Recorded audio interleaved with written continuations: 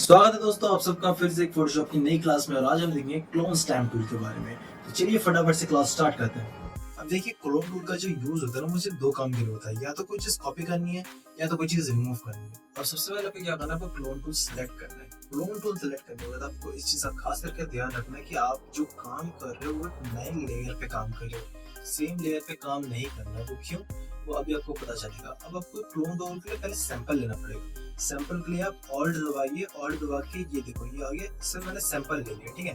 अब मेरा सैंपल बन चुका है, ये देखो यहाँ पे दिखाई भी दे रहा है कि ये कैसे बनने वाला है। चलो यहाँ पे बना के देखते हैं। ये देखो मस्त एक क्लोन बन गया उसकी तरह, डिट्टो। अब मैंने आपको ऐसा क्यों बोला कि आपको नए लेयर पे काम करना है, क्योंकि अगर आप नए लेयर पे काम करोगे तो अब देखो, अगर मैं इसको ऑफ कर देता हूँ तो ये है अनवांटेड एरिया। अनवांटेड एरिया आप इरेजर से आराम से इरेज कर सकते हो। थोड़ा सा इरेजर का साइज बड़ा कर लेता हूँ, इसको इरेज कर लेता हूँ। अगर आप यही चीज अगर सिलेक्शन टूल से अगर आप जाके करने जाते तो आपको थोड़ा ज्यादा टाइम लग जाता, मैं बोलूँगा। पर इससे आपको ज्यादा टाइम नहीं लगा। आपने खुद देखा कितनी जल्दी ये मेरा काम हो चुका है। ये ज्यादा रिफाइन करना पड़ेगा नहीं मुझे। इसमें मेरा काम बन चुका होगा, राइट। उसको देखते हैं बड़ा करके। ये देखो मस्त उसी का एक प्रॉपर क्लोन बन चुका है, एकदम डिट्टो। क्लोन टूल में गाइस आपको एक चीज खास करके ध्यान रखना है कि आपका ये ऑल लेयर पे हो, या सिलेक्टेड सैंपल में ऑल लेयर हो। अगर करंट लेयर होगा तो अगर आप अलग अलग लेयर्स पे काम करोगे तो वो काम नहीं कर पाएगा, सैंपल नहीं ले पाएगा। इसलिए इस चीज का ध्यान रखना। अब एक नई इमेज पे जाते हैं। नई इमेज में क्या कर रहा हूँ, मुझे ये पत्थर पसंद नहीं आ रहा, और मुझे ये हरी हरी चादर पता नहीं क्या बेचारा कि ये पसंद नहीं आ रहा। बाकी गजब का व्यू है। तो मैं क्या करूंगा, मैं एक नया सैंपल लूंगा। सैंपल की चीज का यहाँ का सैंपल लूंगा। ये मैंने ये रेत का सैंपल ले लिया यहाँ से,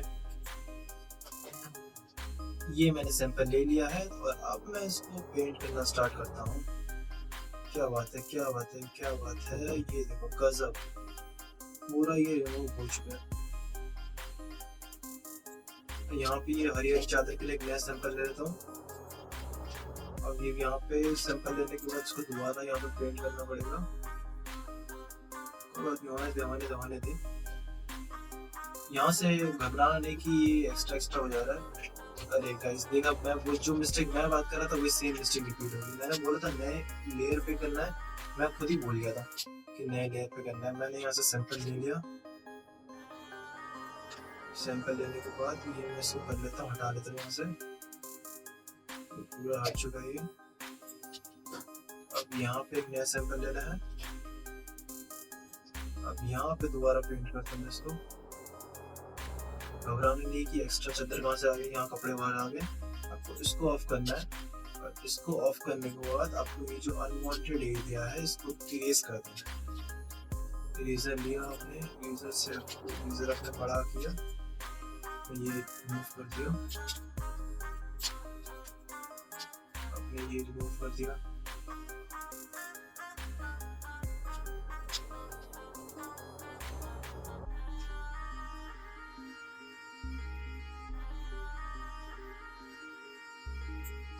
देखते क्या हुआ, गायब हो चुका है पूरी अच्छी तरह से। पता भी नहीं चला कि यहाँ पे कुछ था या नहीं था, जो पहली बार दिखेगा। अब क्या करते हैं, इस इमेज को वापस इसको ठीक करते हैं। यहाँ से फाइल में आते हैं, फाइल में आने को रिवर्ट कर लेते हैं। तो जो लास्ट सेव होता है वहां पहुंच गया, ठीक है। अगर मैं बोलूँगा कि पत्थर चाहिए और बहुत सारी जगह चाहिए, तो मैं इस पत्थर का सैंपल ले लूंगा, ठीक है।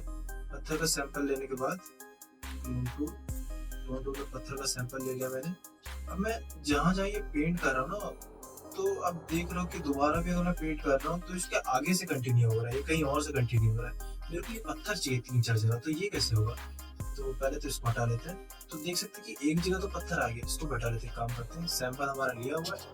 अब आपको ऊपर ये अलाइन दिखाई दे रहा है, आपको इसको ऑफ करना है। इसको ऑफ करने के बाद ये देखो, ये बना मेरा एक पत्थर, ठीक है। एक पत्थर, और ये मेरा दूसरा पत्थर। मैं जितनी बार क्लिक करके बनाऊं उतनी बार मेरा एक नया पत्थर बनेगा, ठीक है। ये तीसरा पत्थर, बाकी आप इसको रिफाइन कर सकते हो, आप इसको नए लेयर पे जाके रिफाइन कर सकते हो। अब गाइस आप क्या करना है, आपको यहाँ मैंने एक नई इमेज खोल ली है, आपको विंडोज में आना है, विंडोज में आके आपको क्लोन सोर्स दिखाई देगा, इसको खोलना है। तो यहाँ पे आपको 1 2 3 4 5 क्लोज सैंपल दिखाते हैं। इसका मतलब अब अगर कभी फेस पे काम कर रहे हो तो आप अलग अलग जगह का टेक्सचर लेके पहले ही सैंपल बना सकते हो और यहीं से आप कंटिन्यू कर सकते हो, आपको बार बार सैंपल नहीं लेना पड़ेगा। तो ये एक फायदा होता है क्लोन सोर्स का, आप मल्टीपल सैंपल ले सकते हो। दूसरी बात मैं सोच रहा हूँ कि इसका एक कुत्ते का ये जो इधर का आधा ब्लैक है और इधर का आधा व्हाइट है, तो मैं सोचा इधर भी इसका ब्लैक करके देखते हैं कैसे होगा, ट्राई करके देखते हैं, ठीक है। तो अगर मैं इसका सैंपल ले लेता हूँ, पहले क्लोन सैंपल ले लिया मैंने इसका, ये आँख के यहाँ से सैंपल ले लिया।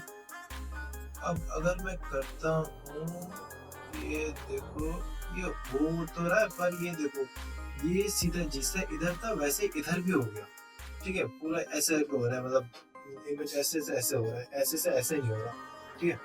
तो इसके लिए हमें क्या करना है, पहले इसको नॉर्मल कर लेते हैं, नई लेयर पर जाते हैं। नई लेयर पे आने के बाद आपको ये वाला दिखाई दे रहा है, ये हॉरिजॉन्टल, ये जो होती है वर्टिकल फ्लिप है, सॉरी हॉरिजॉन्टल फ्लिप है, ऐसे से ऐसे हो जाएगा ये। अब मैंने इसको ले लिया, अब इसको करते हैं, ये देखो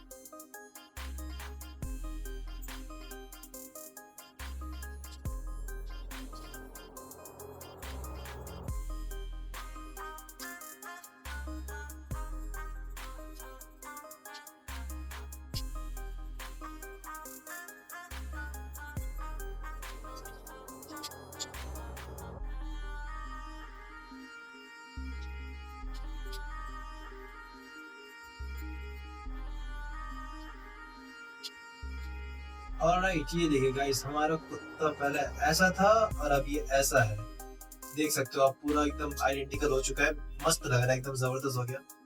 आप ये चीज जो सैंपल है ये आप वर्टिकली भी कर सकते हो, और आपको हॉरिजॉन्टल की जगह वर्टिकल में कुछ चाहिए तो वहाँ भी चीज वर्टिकली कर सकते हो। आप अपने इसको थोड़ा सा रोटेट भी कर सकते हो, ये देखो जो सैंपल है और अपने आप थोड़ा रोटेट भी हो जाएगा। ये देखो, ये जो सैंपल रखा था वो रोटेट हो रहा है, दवाई का फेस रोटेट हो जाएगा अपने आप। अगर मैं यहाँ से सैंपल लेता हूँ और उसके बाद मैं ये रोटेशन ऑन करके रखता हूँ, अब अगर मैं यहाँ पर बनाता हूँ तो ये देखो ये लड़की बन रही है रोटेट में, ठीक है। तो ऐसे आप एंगल वाइज भी कुछ कर सकते हो, अगर आपको एंगल में कुछ छेड़छाड़ करनी है तो। अब ये शो ओवरले का मतलब है कि देखो जब मैं सैंपल बनाने जा रहा हूँ, तो अगर मैं सपोज ये लड़की का सैंपल लेता हूँ, सैंपल लेके अब मेरे को यहाँ पे कुछ दिख नहीं रहा है क्या बनने वाला, बस ये लड़की बन जा रही है, ठीक है। वहीं पर अगर मैं शो ओवरले ऑन रखता हूँ और अब मैंने इस लड़की का सैंपल लिया, तो ये देखो यहाँ पे दिखाई दे रहा है, ये दिखाई दे रहा है ना क्या बनने वाला है, तो ये होता है शो ओवरले। अगर ये बंद रहता है, आपको नहीं दिखाई देता, तो आप सिंपली ऑल्ट और शिफ्ट दबा के भी देख सकते हो। आपको ऑल्ट और शिफ्ट प्रेस करना है, उससे भी आपको दिख जाएगा क्या बनने वाला है।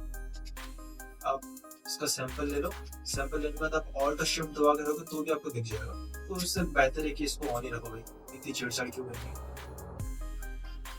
अब मैं इसको ज़्यादा 0 कर देता हूँ। 0 करने के बाद अब देखो, अब आप यहाँ पे करने जा रहे हो, अगर आपका ये क्लिप्ड ऑन है तो मतलब कितना जितना एरिया आपको लिया, आपने सैंपल लिया, उसके आसपास के आपको थोड़ा सा दिख रहा है।